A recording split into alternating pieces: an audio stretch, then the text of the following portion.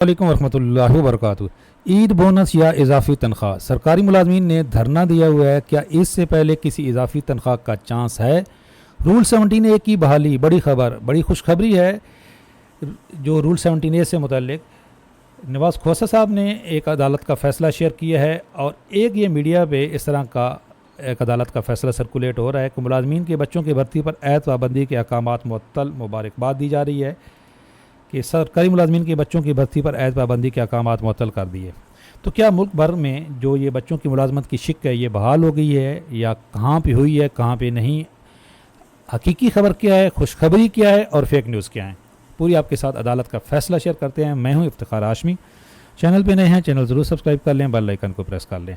अच्छा, जो एडवांस तनख्वाह है उससे मुतल्लिक अब वफाक का भी नोटिफिकेशन आ गया है। कल मैंने वीडियो अपलोड की थी तो उस वक्त तक वफाक का नोटिफिकेशन नहीं आया था।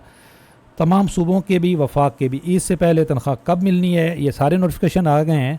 जो मेरा व्हाट्सअप चैनल है उसमें मैंने ये शेयर कर दिए हैं। इस वीडियो के डिस्क्रिप्शन में उसका लिंक मौजूद होगा, आप फ्री उसको ज्वाइन कर सकते हैं। वहाँ पे जो अभी मैं अदालत का फ़ैसला शेयर करूँगा वो भी मैंने वहाँ पे शेयर कर दिया है। सॉरी, सरकारी मुलाजमीन के बच्चों की भर्ती की ऐद पाबंदी ख़त्म कर दी गई। ये जो फ़ैसले शेयर हो रहे हैं ये क्या हैं, ये और असल खुशखबरी क्या है, पहले इस फैसले की खबर सुन लें। सरकारी मुलाजमीन के बच्चों की भर्ती पर ऐद पाबंदी के अहकामात आइंदा पेशी तक मुअत्तल। खबर ये थी और उसको तरोड़ मरोड़ के कहाँ पेश किया गया और ये कहाँ का फ़ैसला था? ये एक पेशावर के अंदर एक बेंच था, नेशनल इंडस्ट्रियल रिलेशन कमीशन, इसके सामने एक केस था। अब खुद सोचें कि national industrial relation commission Peshawar bench का एक जो है ये फ़ैसला, ये क्या ये जो सुप्रीम कोर्ट का फ़ैसला है इसको मुअत्तल कर सकता है? 3 रुकनी बेंच का ये फ़ैसला है, इसको कोई एक, इससे छोटी अदालत कोई भी नहीं मुअत्तल कर सकती। सुप्रीम कोर्ट का इससे बड़ा बेंच इसको मुअत्तल कर सकता है, वो भी रिव्यू सुनेगा। तो ऐसा कोई अभी तक पटिशन है ही नहीं। ये खबर जो थी ये तो इस तरह की थी जिसको ये इस वक्त मीडिया पे मुबारकबादें दी जा रही हैं कि ये अदालत ने ये शिक मुअत्तल कर दी। अदालत ने वो अहकामात मुअत्तल किए थे आइंदा पेशी तक के। ठीक हो गया जी। और वो भी स्पेसिफिक एक केस था।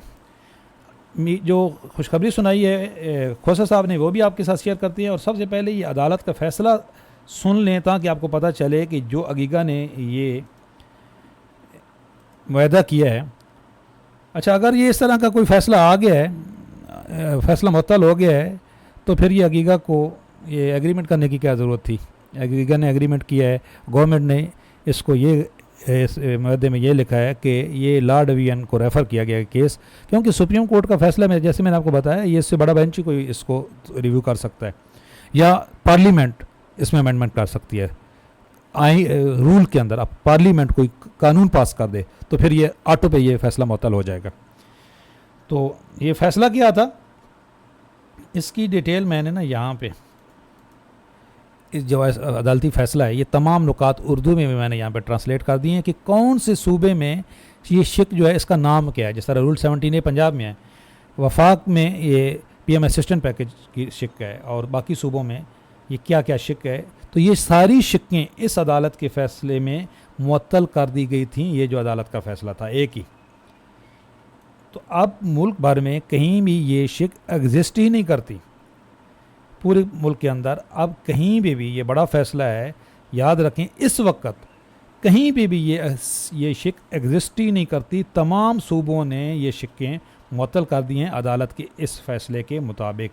अब ये शिक्कें कौन कौन सी हैं? ये पंजाब बलूचिस्तान के अंदर सिविल सर्वेंट रूल 2009 की शिक 12 है। खैबर पख्तूनख्वा में 1999 के सेक्शन 10 की ये शिक है 4। तो ये उस दिन का ये अदालत न्यूज़ चैनल की भी खबर थी, वहाँ पे भी ये सारी शिक लिखी हुई हैं। तो ये शिक्कें भाई अभी तक कायम हैं, ये बल्कि कायम नहीं, ये ख़त्म हो गई हैं। ये जो अदालत का फ़ैसला जो खोसा साहब ने शेयर किया है वो पेंडिंग केसेस से रिलेटेड है। ये आज ये 3 घंटे पहले उन्होंने ये अपने जो नवाज़ खोसा साहब ने अपने पेज पे लगाई है कि अल्हम्दुलिल्लाह आज मज़ीद मुलाजमीन की तनख्वाह के आर्डर 1 दिन के अंदर करवा दिए। डिस्ट्रिक्ट अकाउंट ऑफिसर खुशाब ने रूल 17A के तहत नए भर्ती होने वाले मुलाजमीन की तनख्वाह माज इस वजह से जारी करने से इनकार कर दिया कि मुलाजमीन की भर्ती कानून ख़त्म होने के बाद हुई थी।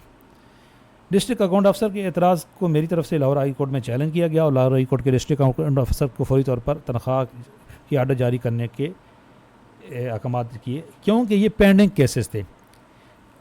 तो ये मुल्क भर में जहाँ पे भी, क्योंकि लाहौर हाई कोर्ट का फ़ैसला है, कहीं पे भी ये पेंडिंग केसेस हैं उनके ऊपर, उनके लिए जो खुशखबरी है। लेकिन अगर कोई एलिजिबल ही अदालत के इस फैसले के बाद हुआ है तो भाई रूल 17A की शिक कहीं बहाल नहीं हुई। अगर बहाल हुई है तो ये बेचारे लोग एहतजाज क्यों क्यों कर रहे हैं, और ये एग्रीमेंट गवर्नमेंट के साथ क्यों करना पड़ा। अच्छा, जो इस वक्त एहतजाज हो रहा है ये देखें ज़रा। की तादाद में मुलाजमीन है, उन्होंने अपने मुतालबात के हक में मेन गेट बंद करके सुबह 9 बजे से ये यहाँ पर धरना दे दिया है। इस वक्त भी धरना जारी है। हमारे साथ मौजूद है पीपल्स लेबर यूनियन CBA के सदर, उनसे मालूम करते हैं कि उनके क्या मुतालबात है। हमारा बोनस होता है जो हर रमजान पे, हर ईद पे दिया जाता है 1988 से लेके। अभी अचानक इन्होंने शब खून मारा कि नहीं, हम आपको ये नहीं दे सकते, क्यों कि हमारे पास इखराजात कम कर रहे हैं। जबकि कोर्ट कासिम ने इस साल 92 अरब रुपया कमाया है। 42 अरब रुपए इस वक्त कोर्ट कासिम के खजाने में बचत है। उनका यही कहना है कि जब तक हमारे मुतालबात तस्लीम नहीं किए ये धरना दिया हुआ है कराची पोर्ट ट्रस्ट ने। जो कराची पोर्ट ट्रस्ट के जो मुलाजमीन हैं वो कह रहे हैं कि हमें बोनस दिया जाता था, बहुत से इदारों में बोनस दिया जाता था, अब गवर्नमेंट ने जिनको दिया जाता था उनको भी ख़त्म कर दिया है। तो नए मुलाजमीन के लिए बोनस का तो कोई फ़िलहाल चांस नहीं है। जो पावर डिस्ट्रीब्यूशन कंपनियां थी वो बोनस देती थी, तो अब उन्होंने भी फ़िलहाल इस महीने किसी को भी बोनस नहीं दिया जा रहा इस ईद पे। अच्छा, एक हम यहाँ पे बात करना चाहेंगे, ये देखें कल वज़ीर आला पंजाब ने, और ये सिंध से भी इस तरह के ऐलान होते हैं, होली पे जो अक़लीती बिरादरी है उनके लिए इन्होंने ये यहाँ पे ये देखें अक़लीतों के मजहबी त्योहारों के लिए ग्रांट में इजाफा किया गया। ये 10,000 पहले ग्रांट थी, इसको 15,000 कर दिया गया। अच्छी बात है, हम ये नहीं कह के।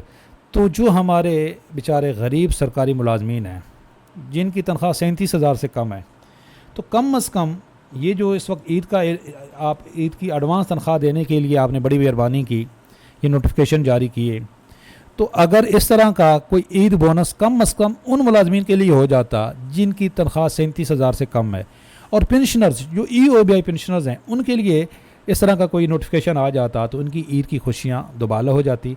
आपने अच्छा फ़ैसला किया, आप अक़लीतों पे तो मेहरबान हैं।